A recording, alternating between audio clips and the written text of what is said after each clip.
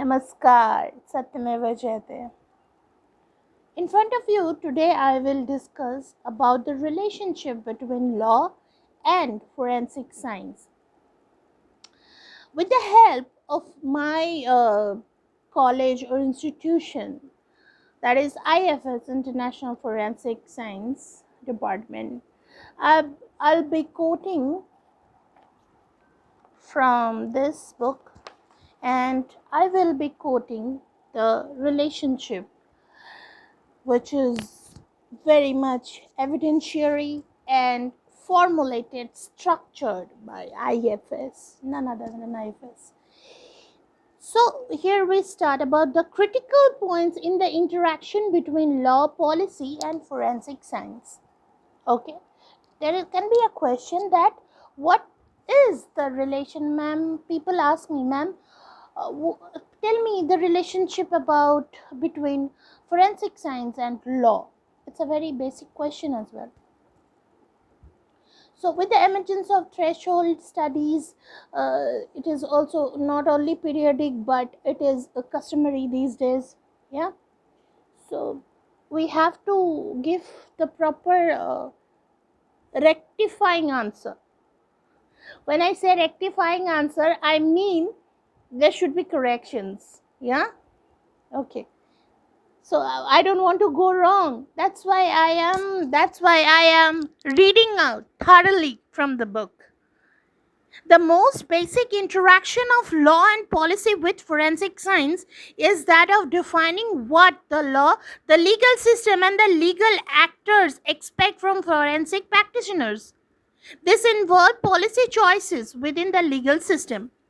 When legislators create law such as one allowing for the commitment of violent sexual person, lawmakers are making a policy decision about how to handle person who suffers from mental abnormality, what professionals may be involved in that legal process, and what specific role forensic practitioners must and may play.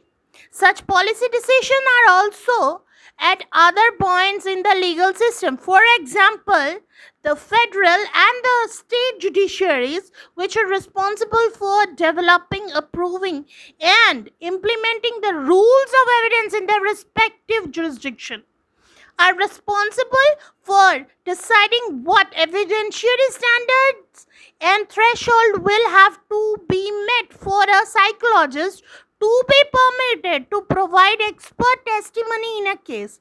We will return later in this chapter to a detailed consideration of the implication of the particular rules chosen for the admissibility of proffered forensic testimony. So, what can be, again question can be arises like what is the assigned role of a forensic expert? Being a forensic expert, what role shall I or we perform? Perhaps the most important and the basic policy the law has made regarding use of forensic psychologists in a court cases is to allow them to serve current and prospective litigants or court in four roles. Number one, as a consultant. Sometimes I do consult. Yes, I do. On prior, call, I do consult. Expert witness providing adjudicative testimony. Number 3, expert witness providing educational testimony. Number 4, expert witness providing legislative testimony. Understanding these roles is critical because the assigned role can affect the validity and or appropriateness of the forensic service. Understanding policy is critical because it affects the ability of forensic psychologists to provide their services and circumscribe the way in which those services can be utilized. Ironically, research on psychologists' abilities to influence policy and the best means to create such influence is still in its infancy. In a consulting role, the forensic practitioners are asked in inform clients or how specific psychological knowledge, experience, and information that may be beneficial to the client's interaction within the legal system. For example, a forensic practitioner is a consulting role to an attorney.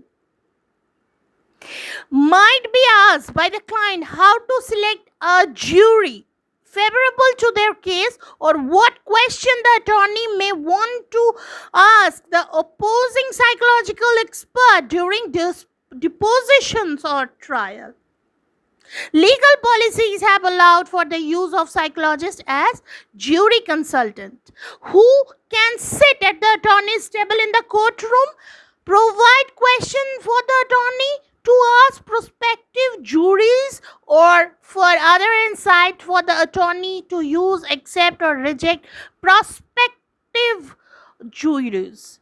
But such policy can change or have changed in some courts, with an attorney's right to question our juries, and hence effectively use jury consultant being severely limited or eliminated.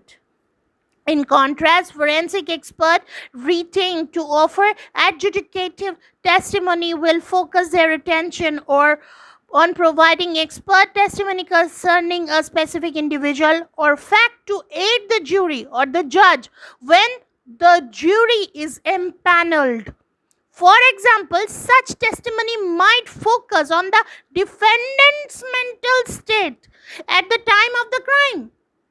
Yes, he can take a defense on this, that, my lord, my client is unsoundness of mind. He is suffering from mental illness or traumatized.